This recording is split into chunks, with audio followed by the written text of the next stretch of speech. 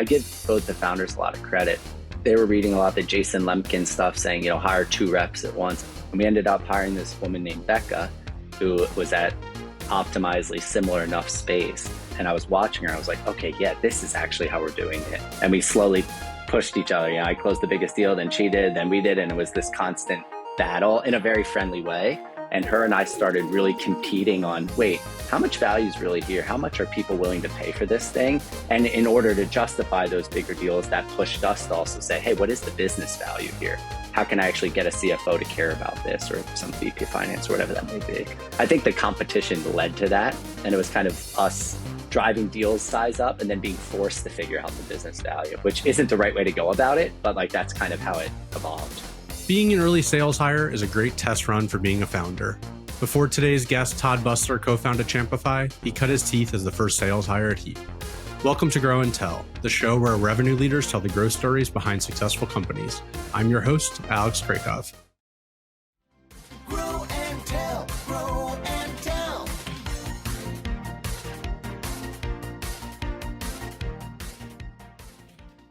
Todd Busler started his career as a sales engineer at SAP before joining Square as one of their first 10 AEs. From there, he joined Heap, a product analytics platform, as their first AE and go-to-market hire. In his 6 years at Heap, Todd rose to the position of VP of Sales, where he helped the company grow from $300K to over $40 million in revenue. They also 10x their average contract from $5K to over $50K a year. After leaving Heap, Todd co-founded Champify, a tool that helps sales teams identify new opportunities by monitoring job changes. In today's episode, Todd and I talk about how internal sales competition led to Heap's growth, how their competitive messaging matured over time, how the sales landscape has changed since his time at Heap, and the biggest differences between being an early sales hire versus a founder. I hope you enjoyed today's chat. I'd love to start today's conversation with your time at Heap. You joined Heap as the 6th employee and the first go-to-market hire. And at the time, Heap was around $300K in revenue. I'd love to know what made you join Heap and kind of who hired you? Yeah, I started my entry into tech was as a sales engineer at a massive company. And then I went to Square, and I was at Square for a year. And Square at the time, this going back 2015, 2014, was farmers markets type of selling to, and they were building that sales motion. And I was part of the first class at Square that went from 8 of us to about 60. And I started there really getting exposed to things like sales enablement, comp plans, territory models, RevOps, product specialists, and all this stuff kind of opened up my eyes to the point where I was like, oh, I really want to go to a true startup, not an 800-person company just building out sales. And I started to put some feelers out there, and I got connected to the Heap folks. I really like both the founders. On paper, it's first-time founders, crowded space, a lot of reasons why not to jump in. But I kept digging more and more, and I was like, all right, I'm by far the dumbest person going to be at this company. I'm going to learn a ton from all of these people, and I'm going to see a company grow in some fashion. I remember telling my dad, hey, I'm going to go to this 5-6 person company. He's like, what are you doing? You work Jack Dorsey, Square. And basically what I did, I called the 10 smartest engineers I knew.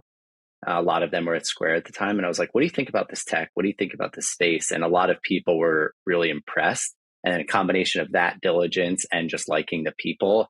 And they liked that I had some sales eng background and could be a little bit more technical.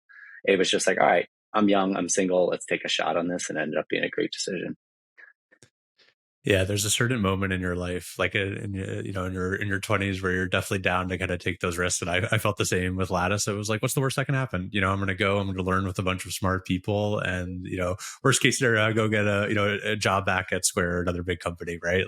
There's a certain moment in your life where that's totally worth it, and it definitely panned out for you, which we'll get into today. Yeah, and people are like, oh, how'd you know how to do the diligence? You don't.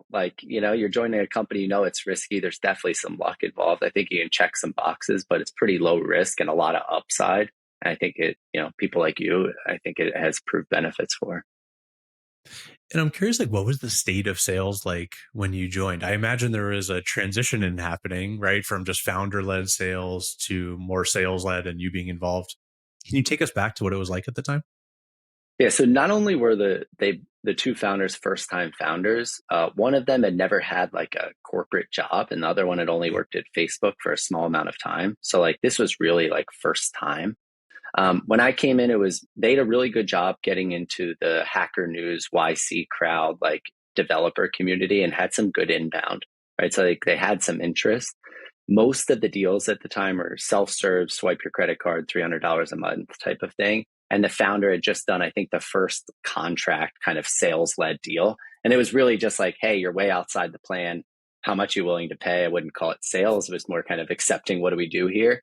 And I remember them just being really open about like, show me all the customers, show me what you're hearing. Let me listen to some calls. Let me shadow you for a day before I join. And I was like, okay, they really don't know how to do sales and the thing is working, right? So I was like, all right, there's a lot here. But the current state was like one customer on a contract, a lot of inbound, no Salesforce, no routing, like nothing in place at all. And they were just kind of like, here, go. So yeah, kind of thrown into it. Knowing what I know now, I still didn't do a lot of things right, but at least had the idea of like, where do I spend time? How do I extract value where people are getting it? And where did you spend time? Like, did you go buy Salesforce and set that up, or did you jump on customer calls? Like, how did you think about kind of like those first, I guess, months you were at Heap? The first week was like, teach me how this works. Like, I remember sitting down and be like, honestly, how does the internet work? Like, what is this web tracking thing? What is a JavaScript snippet? Like, I had no idea. So it was a lot of YouTubing and getting my questions answered by these people who are really, really smart and knowledgeable of the space. Most of my time right away was like, wait, we have a lot of inbound. Let me go spend a time with all of these people, talk to as many of them as possible, figure out why they're buying. And I started to figure out really quickly, like, who are the types of companies we should be spending time on? What are those signals that you can get pre-call or in a first call that understands where you should direct your resources? And it became very quickly knowledgeable that there's some of these inbound customers that can be paying a lot more and the value is clearly there and they weren't capturing nearly enough of it. So the first part was like, get in inbound, spend my time with people I can pay money and understand why they were paying us. And then that allowed us to start to transition to like, okay, how do we go get some more of these bigger customers?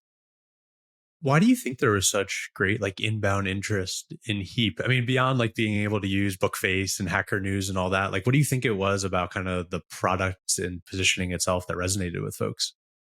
I think it's two things. I think they did a good job with the Bookface YC Hacker News community. And I think like a lot of people are really trying to figure that out today. And I think it's way harder in today's world. I think the second thing was they had a really acute pain that they solved. So if you flash back to this, it was like 2014, 2015, Mixpanel was raising tons of money, was like this new hot thing on the block. People were starting to be like, hey, can we do something outside Google Analytics? And then there was just the way of people that have tried some of the, 2.0 tools. If they've tried it, they've lived through this acute pain that Heap solved.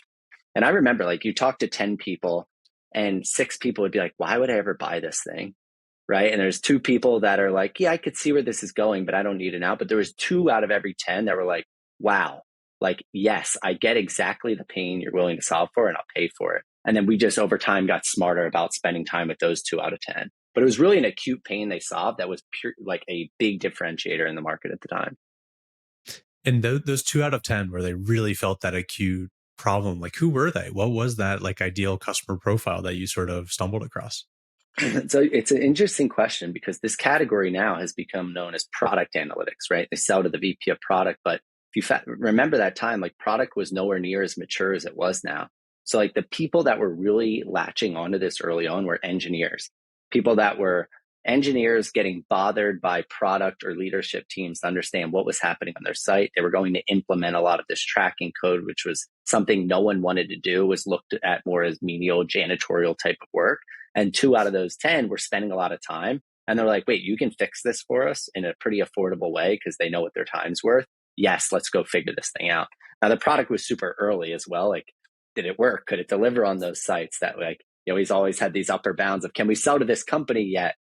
Good learnings there, as I think like a lot of early stage companies, but finding those 2 people very clearly fixing an immediate pain and people are willing to go spend money on it.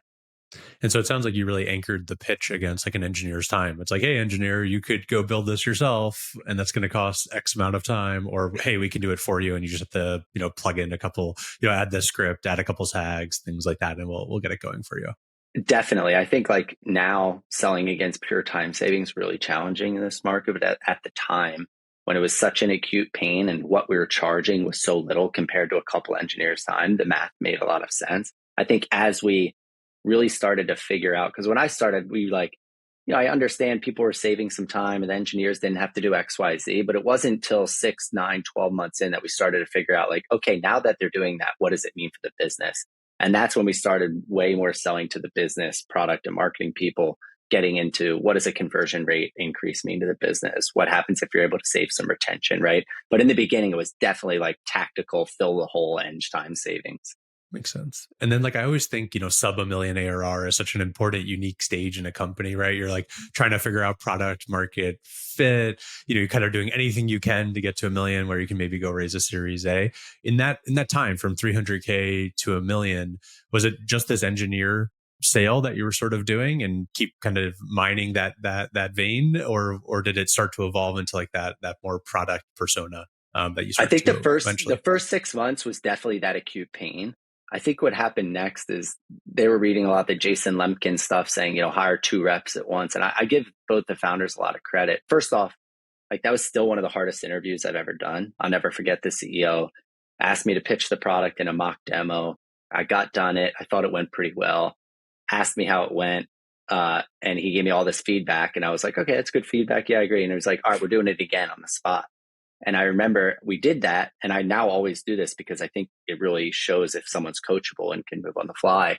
The second thing I give them credit for is I remember they were getting ready to hire a second rep before I had even started, or it was like in my first or second week. And I said to them, I like this individual, but I think their background is so similar to me that I think you're better off hiring someone with a slightly different background to figure out what is this profile that's going to work. And we ended up hiring this woman named Becca, who was at Optimizely similar enough space. And that's when I think we really started to get out of the pure kind of time saving, just eng band-aid fix. And her and I started really competing on, wait, how much value is really here? How much are people willing to pay for this thing? And in order to justify those bigger deals, that pushed us to also say, hey, what is the business value here? How can I actually get a CFO to care about this, or some VP of finance or whatever that may be? I think the competition led to that. And it was kind of us driving deal size up and then being forced to figure out the business value, which isn't the right way to go about it, but like that's kind of how it evolved. Yeah, it's really cool to hear like how much that Jason Lemkin advice, which I see all the time, and I very much agree with too. Like I hear a real story about how it actually really helped Heap in the early days and like forced you as a seller, right, to actually to get better and to improve your own process. So yeah, I don't know, it's really interesting to hear. Yeah, and she was way better than me at the time. Like I remember because she had like the most direct experience. Mine was very different, and she had gone through a lot of that. And I was watching her. I was like, okay, yeah, this is actually how we're doing it. And we slowly pushed each other. I closed the biggest deal, then she did, then we did, and it was this constant battle in a very friendly way. That I think is the reason why people recommend that. Yeah. And we're finally getting to the stage too, even at Doc, where we just have like more revenue team collaboration, where we have a couple sellers, marketer, customer success. And it's so nice having ideas other than just the founder or the few small team, 100%. People at the team. Like it just makes everybody better, forces a certain level of excellence. And so I don't know, it's been very refreshing to have like a little team around me now at Doc, which has been awesome. It's been the same thing for us. Like we've, pretty good sales background. I think you could attest to this now versus the early days of Lattice of how much needs to go in to win these deals, or how much more competitive or hard to get people to spend. But we hired a new marketing leader a couple of months ago, and the same thing, just the way they're thinking about business case and competitive differentiation and other kind of adjacent value props that we really weren't even talking to is just pushing everyone in the right direction. 100% agree. Yeah, it's crazy how much different it is today building a company than it felt back then. Whether it's the Zerpy times and just VC funding being flush, but also just where all these different businesses are at versus remote. It feels so different. Yeah, it's definitely harder. 100%. While you were at Heap, I think at around like $1.5 million in revenue, you eventually sort of moved from, I guess, the first AE to kind of being put in this interim leadership role. Can you talk a little bit about this part of the Heap story? For sure. So what happened was we had myself and Becca, and we hired our first SDR who's turned into be a great sales leader. And we were saying, okay, there's enough of us to go around. Like we really, on the inbound front, we got close rates up. We got our deal sizes up.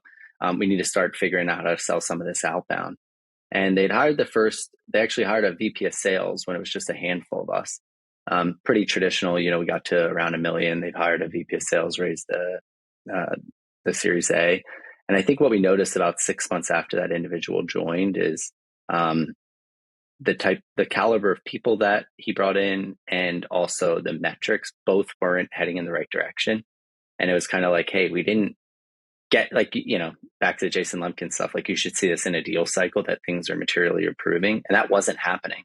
I remember we had a tough conversation, Becca and I, with the founders. We're like, hey, like, we thought we'd be getting more from this. Like, we just want this thing to work. What's the situation here? They were feeling the same way. They decided to part ways. And they kind of left this gap when we had, a team of 4 or 5 salespeople. What do we do? And they said, all right, we're going to make you this interim leader. I was thrown into that way early, right? Like, looking back, I had no idea what I was doing. I think I had good intuition and trust of the team because I was in their shoes and that had some results and knew how to sell the product really well. I give the founders a lot of credit. They brought in a couple different sales consultants. First off, just interviewing them to do this role. Like, this people like Sam Blond, Jim Hairbald, CRO at Box. That's who we ended up working with. But just in those interviews, we were learning so much. And I was like, wow, I had no idea of all this stuff, operating cadences and comp plans and best ways to forecast and, how you're thinking about campaigns. Like, I was just never exposed to it. In doing that, we partnered up with Jim Hairbald, who came in, and that really taught us how, okay, this is how a sales organization is built. Here's how you go about it. And, you could be the smartest person in the world, but if you haven't seen some of this stuff, while it's not rocket science, it's really hard to see around corners. And that was a person like, hey, I get your idea. Here's why it's a problem you're going to run into in 3 months. So I partnered closely with him. He worked with us like 2 days a week, and basically was able to level me up to get us to the next stage where they eventually hired a CRO. Very cool. And then were you like a player coach at the beginning of that interim period, or were you just full in the sales beginning management? I was. Yeah. In the beginning, it was player coach, which I'm not a fan of long term. I think in these early stage companies, there may be transition periods where it happens. Looking back, we probably did that a little too long. And then I was able to move in the pure management role. And by that time, after, another year or so growing really nicely, they brought in a CRO, and it was like, okay, you now run this sales team. And I was super happy to have a boss at that point too, because I was kind of running into like, I'm not sure what to do territory, or kind of flying from the hip.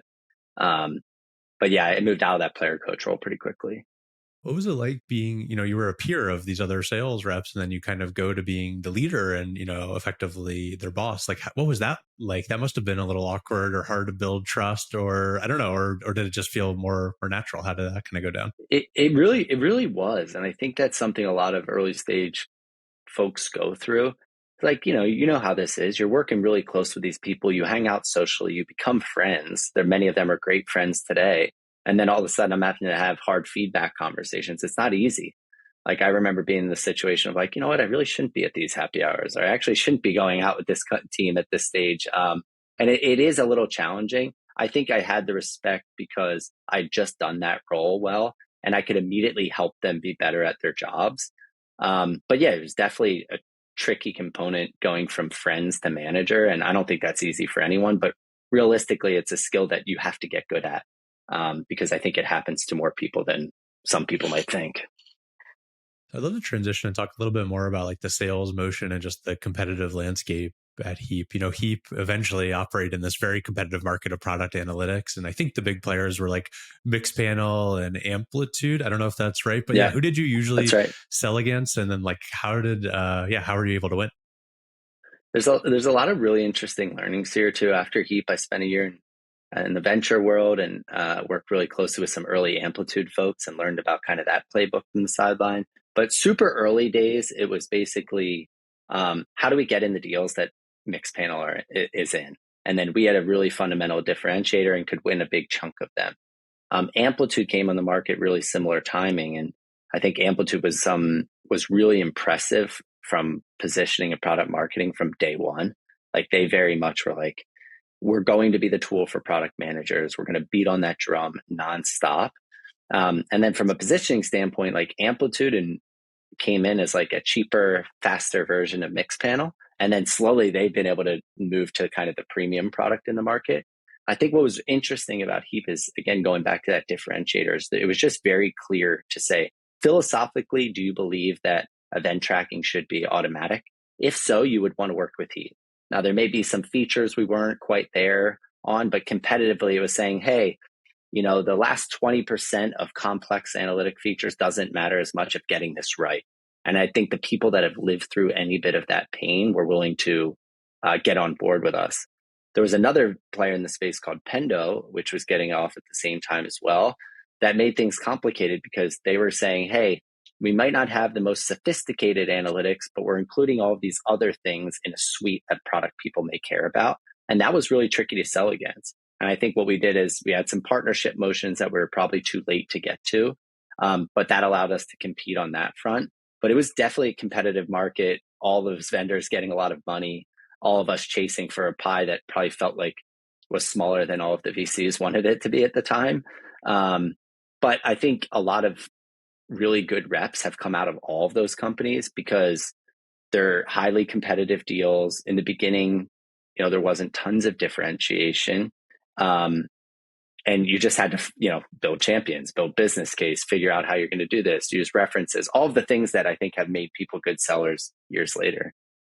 Yeah, it's super interesting. It sounds like the whole market, realize there's this whole space to build things for the product team and the product analytics, shifting it from engineers. And then there was just a bunch of companies who sort of realized that and started to build in that direction. You touched on it a little bit at the end of your answer, but I'd love to go a little bit deeper. Was there anything like in your approach of how you sold the product, not just like what you sold, that made you different? Not just going through the different features and saying, hey, our features are better X, Y, and Z, but like in sort of your salesmanship approach and how you went to market. Was there anything that stood out from Heap? I think there's two things. The first thing, like, again, because we had that philosophical differentiator, you could understand if people are on board and leaning into that or not in the beginning. And if they weren't, we got good at not chasing those deals. I think the second thing is we had a trial and we used that heavily to our advantage, right? Like we talked about how you can get up and running faster, how the chance of implementation is a lot higher. And then we were able to prove that. So like we had some really good technical resources that said, hey, Alex, drop this JS snippet on your app or on your site. We're going to come back, and when we meet in 5 days, we're going to have all pre-built reports. We're going to actually do some analysis on your behalf. So our best conversations, I think there's a lot of similarities to this today at Champify. You really weren't talking about the product. You were talking about, here's what I'm seeing in your app. Here's the types of decisions you can make. And in doing that, they're like, wait, this is already set up. Like we're 90% of the way there. And I think that really started to say like, okay, maybe I don't need some of these other things that some other vendors have. Looking back, like, it was a really big differentiator we had. And I think we leaned into it pretty well. Yeah. You were just able to get to value faster, accelerate For the time sure. to value. And as opposed to doing like, oh, here's your slide deck on theory, how it's Exactly. going to work. Here's how it's actually going to work. Yeah. I remember being in these demos and, they weren't demos. They were really like, trial setups or let's go through an analysis. And we had different versions of this over the years. A preferred customer program, we're go and build this out. And we'd say like, forget the product, forget the analytics tool. What are the 10 things you guys care about right now? Like, what are you thinking about as a business? And, if we got installed properly and let a couple weeks of data get captured, we could come in there and be like, here's what we're seeing for your conversion rate. Here's some differences in what you're seeing on retention. Hey, you're building that feature you just had 3 engineers spend a month on. No one's even using it. You have a discoverability issue. So you started to act as this consultant, which was a good thing on the sales process. On the ramping sales side, like AE side, you really needed smart reps that could think like that, right? And be able to say like, what do these people care about? How do they make money? How do I guide our technical resources? Or in the beginning, we were doing it on our own. How do you guide yourself or others to be able to build the right analysis that's going to get them to realize, okay, this is the right decision. And I know while you were at Heap, you kind of grew the average contract size quite significantly. It went from like 5K to over 50K. How were you able to do that? Was it a lot of this like anchoring to the business outcomes? And what were sort of those levers you pulled? Did you just increase prices? Like how were you able to, kind of move up market there? I guess 3 or 4 things. Like many companies, I don't think we were charging enough in the beginning. So it's easy to be like, oh, the sales was so smart, but it was just like, wait, we could be charging a lot more for this. Like there's a lot more value for this. And I think most founders are uncomfortable raising their prices, and it's something everyone kind of goes through. I think I put some good pressure to be like, listen, I know people will pay more for this. Let's slowly keep testing that and pushing it. I think the second thing was the competition with Becca. Like it just spurred like, hey, you know what? I think I can get more here, and I'm confident it's worth it. We can deliver. I think we were also seeing some more wins from our customers that gave us more confidence. Like, wait, we're working with a big insurance company. They increased their conversion rate by 0.8%. You know how much money that means for them? Like, hold on, there's something real here. And then we started to add some other products as well. Like at the time, everyone was starting to want their data in a data warehouse, and Amazon Redshift was the hottest thing. And I remember the first time the CEO said, "Hey, we just built this. I want you to sell it as an add-on." And I said, "Okay, how much? Like, what do you want me to do?" And he's like, "Go figure it out." And I was like, "Okay, here we go." So get on a call, push way too high, understand that there's kind of a range people are willing to pay. All three of those things kind of helped us slowly inch it up. Were there any memorable deal stories like on the enterprise side from this time at Heap, where you're like, "Oh God, I can't believe we closed that one," or anything that stood out? Yeah, I remember there was a couple different use cases for the product. There was like this get on a site where people have high value conversion, lending site, insurance companies, et cetera, doing a lot of testing and optimization, right? Constantly looking at that web page experience as a product. There was also an internal use case, an internal tooling use case. So huge companies that might have hundreds of internal productivity apps and had a lot of engineers dedicated to that. I remember we, with a big consulting company, we had, started with like a 2K swipe your credit card deal, eventually got them to like 25K. And they wanted to go bigger. And I'll never forget this. We prepped for it.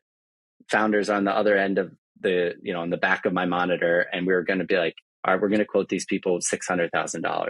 And in our head, we're like, well, there's this many engineers. Here's how much you can sell. And we got laughed at, like purely laughed at, like, whoa, what? Like I was expecting you to say 30,000.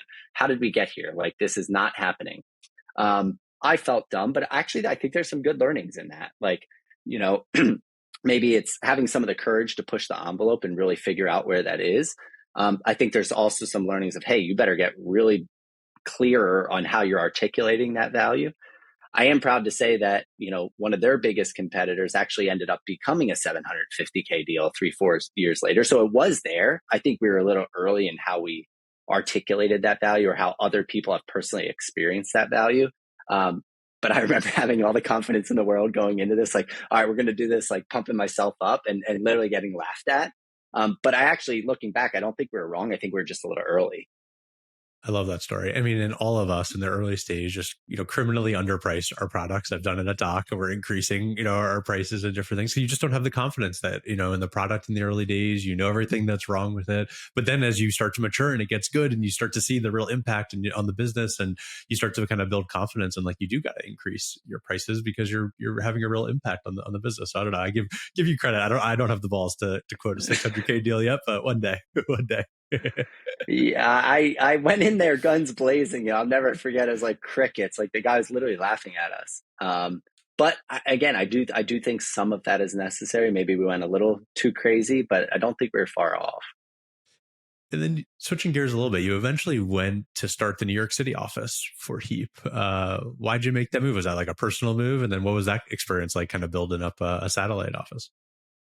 So we had a CRO that was ramping. And I think there was an interesting anecdote there as well for some early stage employees or early stage salespeople is, we didn't have the best experience with that first VP of sales. I really liked the individual. I just don't think he was at the position in his career to get what we wanted from that. And then when the CRO came in, I remember sitting down, I said, all right, I need to do everything in my power to make this individual successful. And I remember saying, here's what matters. Here's the real problems, whatever you're hearing from the founders. Here's my view of the real problems. Here's the reasons why the first individual didn't work out. And basically give them a playbook to say, go make this thing work. He had a really good experience. We started growing really quickly. I, at the time, was living in San Francisco 4 or 5 years, and I was kind of ready to move back east. I'm from New Jersey. My parents were getting older, and we had a lot of customers there. So when I started to bring that idea up, they're like, hey, this makes a lot of sense. And it was awesome because you got to create a little bit of a subculture, right, within a company. And it was a lot more sales driven than eng driven. And I think with two technical founders, we were a very eng driven company that they respected and liked sales, but it was nowhere near a sales driven company where, sales kind of makes a lot of the decisions, calls the shots. That started to change a little bit because we hired some really good talent early on there that started to push the deal sizes even bigger, that got a team in on the East Coast, significantly higher. We were getting in front of way more customers. We were having events at our office. So I think it's just the takeaways where you can build a subculture. If you have a really heavy eng culture at a company, you have a chance with a satellite branch or campus to kind of create a different experience there. And it also created some awesome competition. Becca started moving up the ranks on the West Coast. I was on the East Coast, and now it's this similar competition, but at a manager and team level, which again, I think is very healthy. And you ended up running, I think, a team of like 25 plus sales reps. I'm curious, like, how did your management style evolve and how did you even learn? I mean, were you still using like a Jim as a coach? And I don't know, like, how did you even figure out how to run such a big sales org? Yeah, I was thrown into the fire. Like, I think there was a couple key moments that I think you're learning as a manager comes in step functions. It's not linear. And, Jim Hairball was the first one. Well, the interviews for the consultant was the first one. Jim Hairball was the second one. Learning from our CRO was the third. And then we actually went and invested in frontline sales management coaching. A guy named Matt Cameron, he runs this program called Sassy. I went to that and I remember being mind blown as well. And just like, oh, operating rigor. Like, here's how you interview. Here's how you run one-on-ones. Here's like what a good sales meeting should look like. Here's the frameworks and, what do they need to learn? What do they need to feel? What do they need to do? Like learning all of these things. I think me personally was a smart person at Heap, had early good results. And then just, I never was too confident to say I know everything. So I looked at every opportunity to just learn from good people and try to make that into my own style. Again, I don't think any of the sales leadership stuff is rocket science for people with high EQ and good natural leadership abilities, but you have to learn it, right? Like there's just, it's hard to see it unless you've seen it done well. Yeah, there's such a just like core playbook to sales and how do you run a sales org and sort of that cadence of driving revenue that like, yeah, if you've never experienced sales, you just don't know what it means. You think it's just like pulling a fast one over over a buyer, but there's so much more to that. It's such a numbers game, which I think is pretty mind blowing to people who are outside of the industry. And building a culture of accountability and winning and constant learning. Like I'm really proud of the culture that we build at sales at Heap because, tactical things like how do you get everyone to do pipe gen consistently? Like we were good at that from very early on, like a very pipe gen focused sales culture that when everyone else was saying, oh, only SDRs prospect, like everyone prospected, we built that. Having things like deals lost channels, so we're always learning from deals that didn't happen. What could they have done different? What needed to happen on the product side?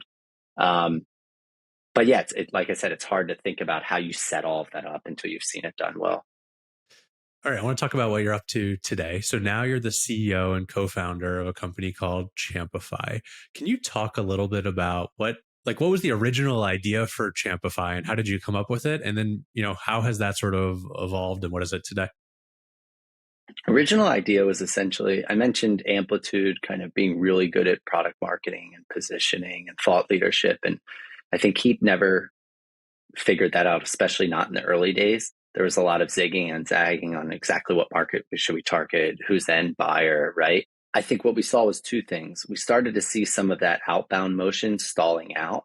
And I think it was driven by two different things happening in the market. The first thing was just, there was a lot of funding going into this space. And I don't know if the market was growing at the same rate. So like just going to talk to new people was tricky.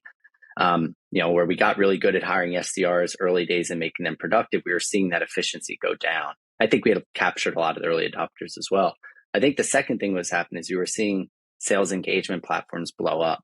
Like, whereas in the early days, we were really nerdy with Outreach and Zoom Info and Clearbit, that was an advantage. Like you had some arbitrage there. Fast forward 3-4 years later and everyone was doing it, right? So I think what we started to realize is there was a rep on the West Coast that had come from Samsara, really sharp, ops-focused rep that was blowing out his number consistently. And I started spending more time with him. When I realized, he's like, you guys are asking us to go after people that have never heard of us. The chance of that happening is really, really low. Yet we could fill US football stadium with the amount of people using our product that have had great experiences. And, he was working extremely long hours doing a lot of this manually, but it was kind of wild, wild west. You could own a lot of accounts, right? The hungriest person was winning. And he said, these people are turning over at 2-3% a month, many of which are going into great accounts. I'm just spending all my time there. So the idea of Champify was happened in that moment. We kind of built a bad version of it. And then it became more clear into my head that we need to go after this when I went and after Heap, I spent a year as an operator in residence. And basically what that would be, Alex, is let's say you're a nerdy engineer, never started a company. We just led you around. I would partner with you as me as the operator in residence, you as the founder. And I would literally have an email at your company and be your right-hand man. And what that meant is, for companies that were a little bit further along, that may be, hey, we're hiring our first rep or our first comp plan, but a lot of it was super early. How do we get design partners? How do we price our first deals? What is the value? Who do we go after? And when I started doing that with founders, I was like, wow, doing this in 2021 versus 2015 is dramatically different and dramatically harder. And I thought I could use the same tools that I did in the past. Maybe there's some new tech, but same playbook, and it just wasn't working. So combination of me seeing that trend happen led me to believe like, okay, there's something here with Champify. So I went and had 30 conversations with people. I ended up partnering up with that smart rep, and we said, hey, if we can get a good CTO, like we should go after this. And we started to show people, they're like, if you do this and you have this team, we'll put money in. Another signal being like, okay, there's something here. And you're a couple of years into the journey. Can you talk a little bit about kind of the timeline and the company growth? Did you launch with like a pilot beta program? And then when did you sort of transition into like actually selling the product? Like what have like kind of the last couple of years looked like for you? Yeah. So co-founder Steven was working on this for about 4 or 5 months before I decided to join him. He was trying to say, hey, we should do this for a while. I originally was going to invest and advise. And I started like not being able to sleep at night, being like, wait, I need to do this. We raised money in June of 2022. We launched in August of 2022. And we opted for selling the product very early. I had saw a lot of founders in the Unusual Ventures portfolio kind of build all of this product and then not really know if there was a market for it yet. So we opted for selling it really early, but we launched, we had either 0 or 1 paying customer, probably very similar to you, a lot of friendlies, people, that were willing to try this out, weren't spending a ton of money. We just spent a ton of time with them. How should this work? What should the workflows look like? What's the value we're driving here? And then now you fast forward from that August launch to November 2023, and we have north of 55 customers. We have a sales team that's constantly getting into pipeline and closing deals at a repeatable clip, but it's hard. Like I think the getting into pipeline early Heap days versus companies launching today is just a whole different ball game. And when you take away some of this kind of scaled, not that sophisticated outbound from the table, it's really hard to get into the level of deals you need to early on. And how did you approach founder-led sales? I imagine as a former seller yourself, you're probably pretty good at this. How did you sort of think about that problem and going back from, being a VP back to the front lines and actually working the deals yourself? I never got that far away from it at Heap. Maybe this was a good or bad thing, but I was still, I think just because of my tenure there, I was still in tons of deal reviews or brought into tons of meetings just because I had, all the anecdotes and all the stories and all the relationships. So I don't think I was ever far away from the selling. I think the bigger thing we realized is hey, if we can get into meetings and conversations, we can close deals. We know that this is a product that's powerful and pretty easy to articulate the value. I think where I spent more time was, how do we figure out how to get into meetings? I remember talking to you. I said, hey, how do we launch? How do we go and get people to want to sign up for this? What's the best way to go about this? Because I knew if we can get into meetings, we knew how to run a pretty good sales process. But I would say I spent more of the time trying to figure out, how do we get awareness? How do we get people to know who we are? How do we get people to want to even entertain chatting with us? And then the sales didn't change all that much. Gotcha. And then you're selling a tool that helps with outbound sales. I imagine you were doing a lot of that, but I'm curious, what advice do you have for sales leaders who are dealing with outbound today? And, how does Champify sort of help them supercharge that motion? For sure. It's really interesting because, we're heavy power users of our own product, but we're not the ideal fit of our own product just yet, right? We normally don't start selling to companies until they're, 100, 150 employees. When you have a critical mass of users, that it really starts to make sense to operationalize. I think it depends on who I'm talking to. Early stage companies, I think the biggest thing you need to figure out is, how do you, they look at this and how do I get to $1 million in ARR? And I always say, break this down in chunks. You have friendlies, you have people in your network that will try this out. If you can prove value, you can get people to pay for this. This, once you get your first 5, 10, 20 customers, the next ones get a little bit easier. So I think it can look daunting as an early stage founder to say, how do I do this whole thing? These numbers look really big, but step by step, it gets easier. I think that the thing on the bigger company standpoint is the world is changing really quickly, right? Like you can't use the sales engagement platforms and just buy cold data lists and expect that thing's going to work. I think the companies that are doing it really well are like you guys, right? Where like you have tons of thought leadership, you have tons of people talking about different use cases they can use. You have tons of influencers talking about what you're doing. Like I think that stuff matters more than ever. And then for people that are more mature, if cold email is a huge part of your pipeline, a big source of pipeline today, like there's big changes coming, right? And I think like bigger than a lot of things in the last couple of years, and the companies that can react really quickly to that, I think are going to be a lot of the winners. Yeah, it's super interesting what's happening in just the outbound world. I mean, I don't know, this week on LinkedIn, I don't know when this episode will air, but it like blew up right now. Outreach sent that email about like the 5,000 email limit or whatever. And like, you can see all of LinkedIn freaking out. And it's like, seems to like, a long time coming. We all get spammed with so many emails, and it's like, we got to optimize for healthy growth as an industry. I don't know. It's super interesting. I always wonder, like, are SDRs going to be a function in a few years? Like, I feel like they probably will be in some level, but definitely a much smaller team than it was in the past is sort of what I think. That's what I think as well. And I think the skill set's changing dramatically. I think you're going to see smaller SDR teams that take one of two profiles for the next couple of years. Profile one being very ops heavy SDRs that are really good at tooling, email reputation, domain warm up, building lists, sending campaigns that way. I think there's going to be a window that is also going to close on the calling side. I think depending on who do you sell to, there's a really good opportunity to get good at cold calling. And there's some SDRs that are great at it. For instance, here at Champify, we do a lot of that. And the key is like, how do you make it as easy for those individuals to just spend a lot of time doing that? I think they're facing an uphill battle too, because I think some of the things that Google and Yahoo said, I think a lot of the telecom companies are starting to do. You're seeing this on the SMS regulation. I think the same thing's coming on robocalling world. And then the role is going to really change. Yeah, no, I think inbound marketing is going to become more and more important in the world in the future. But even that's going to get harder too with SEO and what Google's doing and AI is taking over. So and AI stuff, yeah, exactly. It's so interesting. But yeah, this is what's fun about tech is you got to, what worked 10 years ago, you got to evolve and figure it out, and it definitely makes it harder. But yeah, you got to. Yeah, it's nothing new, right? Like channels get old, people find arbitrage in other areas, and I think that's what keeps what we do very interesting, because you have to be constantly thinking, you have to be comfortable testing different things, knowing when to kill them, where to double down where you're seeing something. And I think that's what keeps it fun. So you have a product that's very focused on champions, actually, Doc as well. I'm curious, like, how do you approach actually creating champions, and how do you sort of support a champion throughout the sales cycle?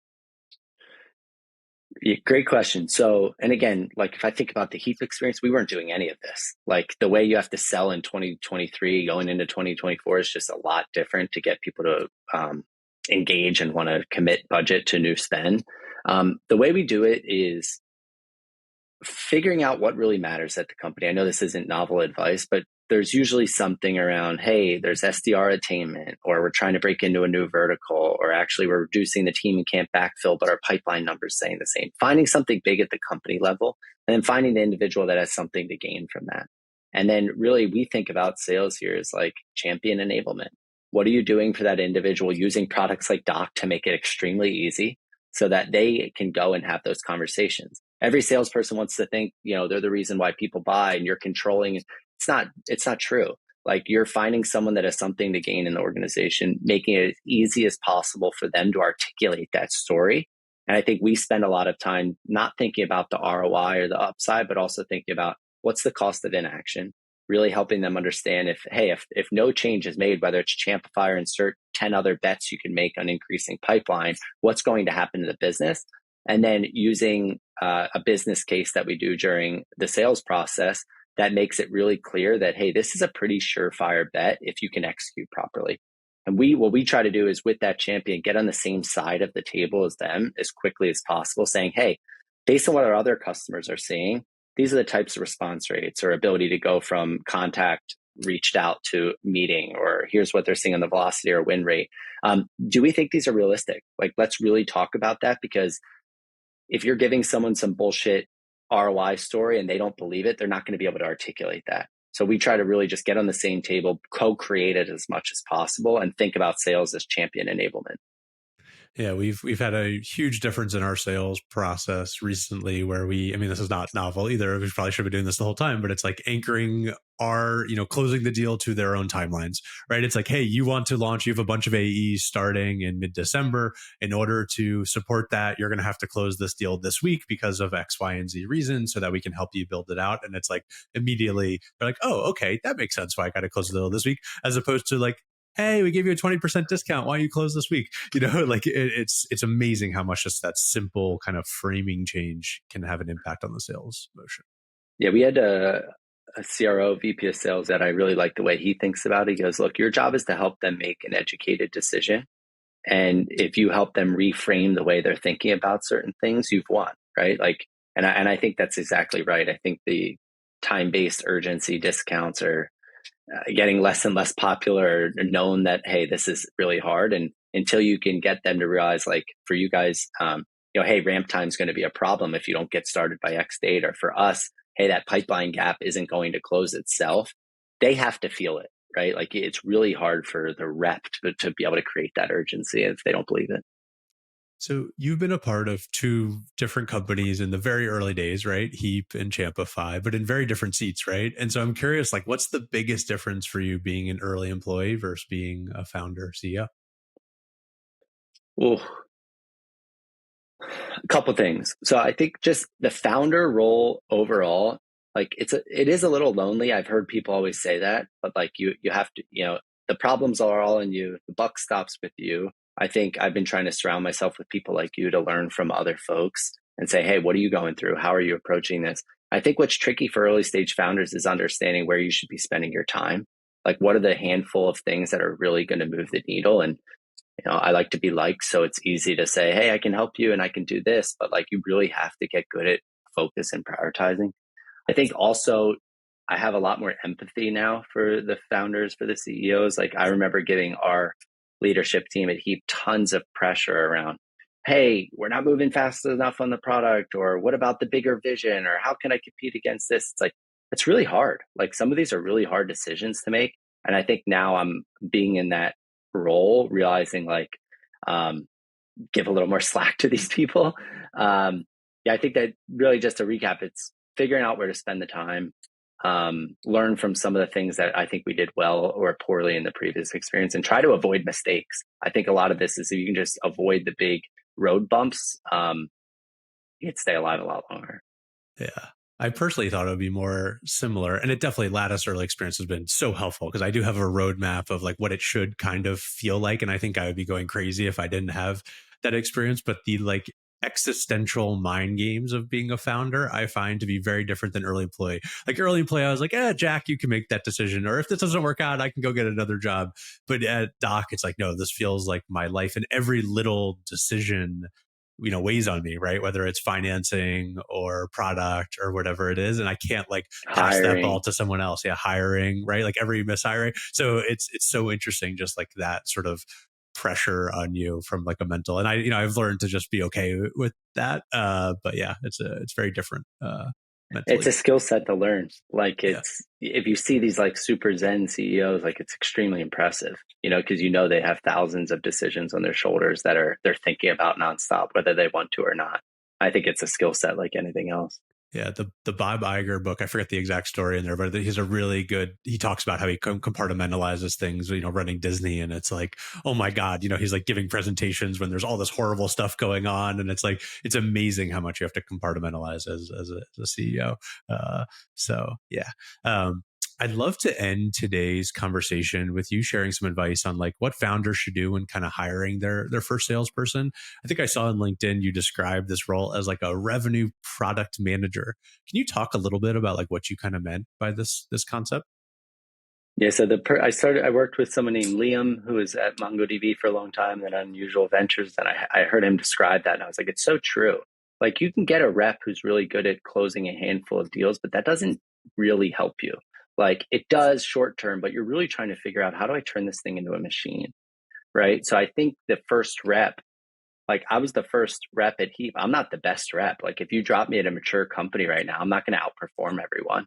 I think what you're looking for is someone who is really comfortable with ambiguity, really comfortable with trying a bunch of different ideas where you know a high percentage of them aren't going to work, and someone that's really good at like documentation, sharing their learnings, being good at clearly communicating in a non-emotional way to the product team and the leadership team. So it's just skill sets that are more systems thinker, more tinkerer, someone comfortable with experiments than it is that coin operated rep.